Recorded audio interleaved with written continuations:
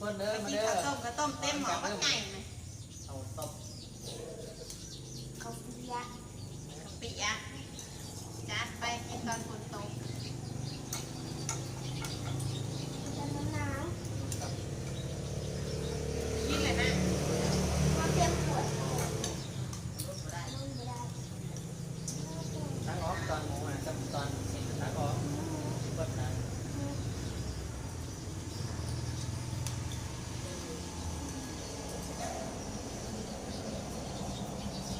วันเมื่อได้สิยันเมื่ออีกนะลูก ไม่ ขึ้ ว่าน ให้ รถ คน ขอ คนดอกเสร็จตะแดงเมื่อยเอาเด้อเอาขี่มาตั้งได้ชั่วโมง มือนะเขาเรียน เขามือนี่เลยเขามือนี่ทำไมเขา ไม่เองหมดแล้ว มั่ว เล่นพวกเนี้ยไม่ก็ขี่เพราะไปจอดไว้แล้วนี่ต้องขี่ออกมายันนี่เป็น คนจะเมื่อนำนาน เนี่ยเจ้าก่อนก่อนทำยังไงได้เจ้าเอาขึ้นต้องเงินโหลดจะมุกกะเอาไป ตอนนั้นยันเลย เอาไปเลยเด้อเอาขึ้นต้องเงินโหลด ต้องหมัดไป มัดคอมันเนี่ยเขาจะได้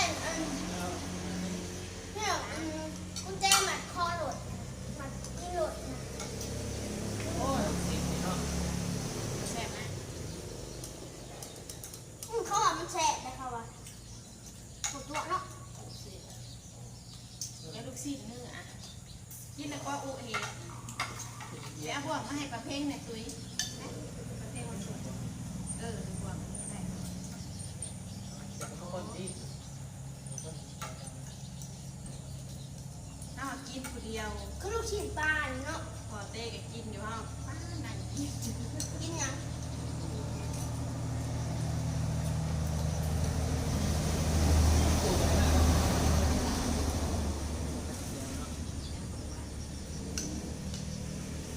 ผมว่าสุดเย็นที่บ้านเราสุดเย็นเนาะ เลขดูอีนี้เนาะ อันนี้จะเลือกเพื่อนแล้ว ถ่ายสิถ่ายเลขถึงเลขสามสิบเหลือ แสดงว่า ถือ เรา เม สอง ย์ มัน ถือเจ้าเพื่อนนี้นะ น้องโน้ต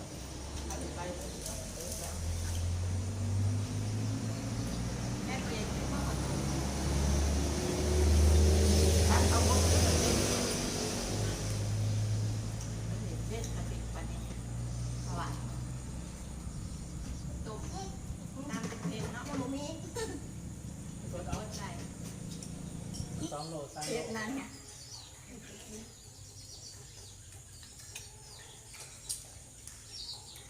ที่นั่งกระตุก บอกแล้วอย่าไปเอา ก็ถ้วยค่ะถ้วยบ่มี แล้วก็แค่เอาแค่ไหน ปูเลยนะนี่มันตกบ่ มันละหม้อมันนอนกันขึ้นมาได้ ห้างมันเลย ถ้าคือออกมาไปบนหมดมัน ของเฮาไปหามัน เ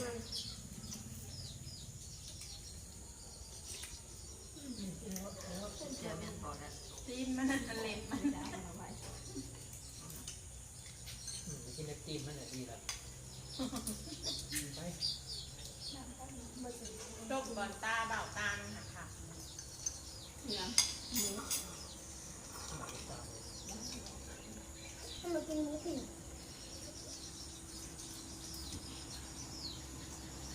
ที่บนโต๊ะเขาแบบเต็ม กินแท้ โอ้ยมันมี ที่เฮามันนี่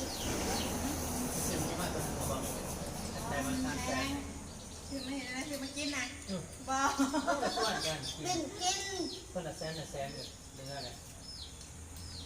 เดือนละหนึ่ง ลังแม่แม่เขาเลยตัว3 แสนไม่ได้ขายในเสานะมีบางขาย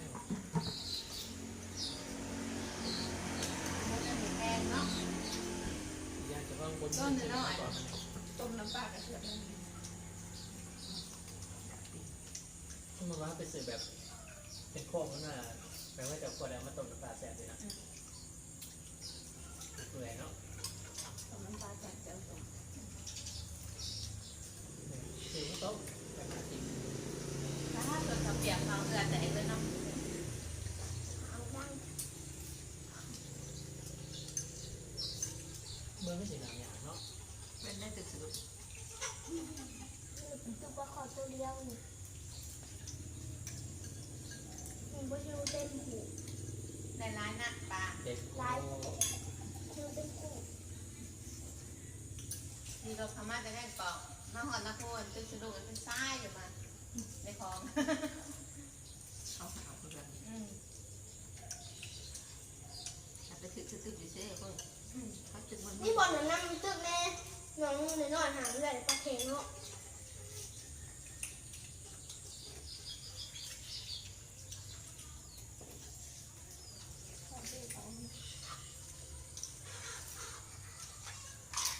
เอาบอเบียร์แค่ เจ้าคุณโอ้เจ้าวันแห้ง เอาให้เอาเพ่งมาเบียร์ บ่ ถูกบอก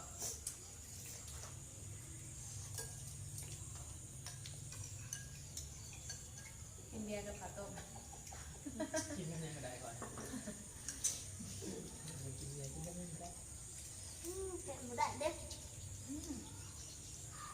มันไม่ได้ของบ้านนั้น เขาเลยตุกอีก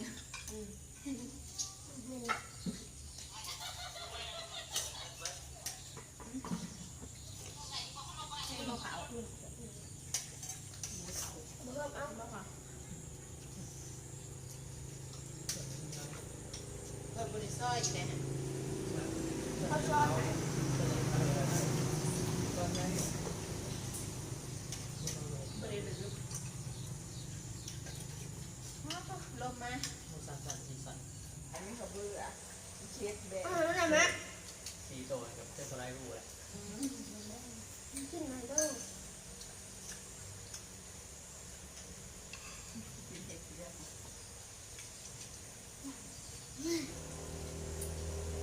เบอร์ที่สองแล้ว ไอ้อีบอตุย ดูดิเห็นน้อยเดียวกับมึงไปเชื่อที่นี่ที่นี่มาพวกทั่วไปชื่อฮะเต้เห็นยังน้อยน่ะปวดนะแค่คือเต้อลีนอกกันดอกไปกันเลยมาโม มันจะเพื่อออกมาว่าจะเพื่อจะเคี้ยวมา เกี่ยวมาแล้ว คือมันพูดไม่ใหญ่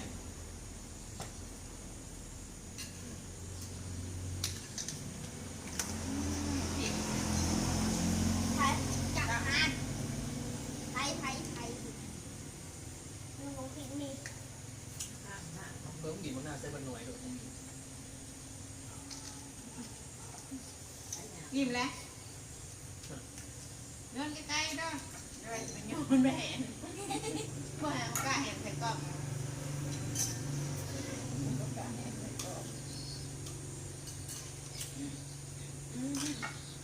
เกือบจะมา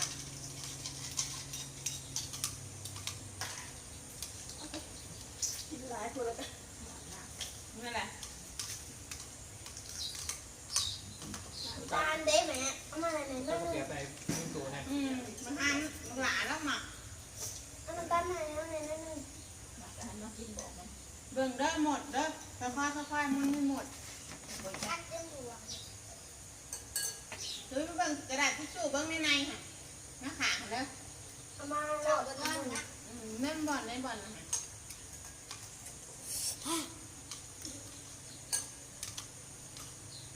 ดิฉันทำเจไปแจก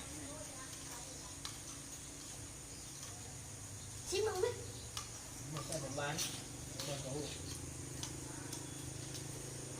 ได้หวานตัวพอดี เล่นป่ะ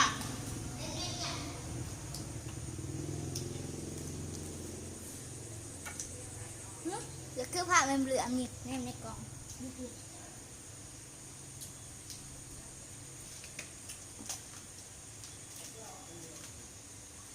มันนั่นเอง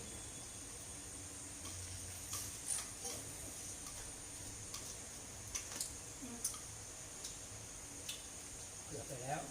เจ๊จะสมัคร ส่วนหยกเกือบ ไม่เห็น ว้ายตัวเองโบตัสก่อนก็ได้แฮนนั่นแหละ ที่ใส่ในหน่อยโอ้ยที่ดูกิน ใครว่าหนัก กิน แน่ เนี้ย บนทางคนที่เห็นมาเนี่ยอยู่ที่มึงอะไรตอนนี้นะตอนพอดีพอดี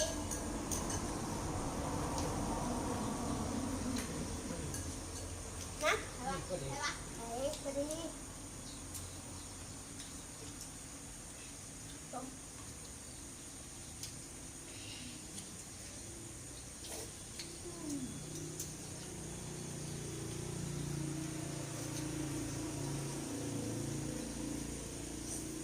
เอากระดาษทิชชู่เนี่ย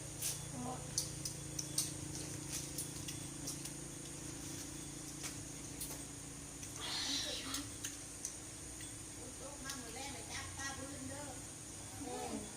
เมืองจับน้ำหน่อยเนาะมือแรงนะมาจับ ไอ้กลมประมาณนี้นะ เด้ในกระบะ ธรรมศาสตร์เด้อเดินพอดูจะเศร้าม องต้นขับน้ำมันจะมาเอาปลาหรือเนาะ ไ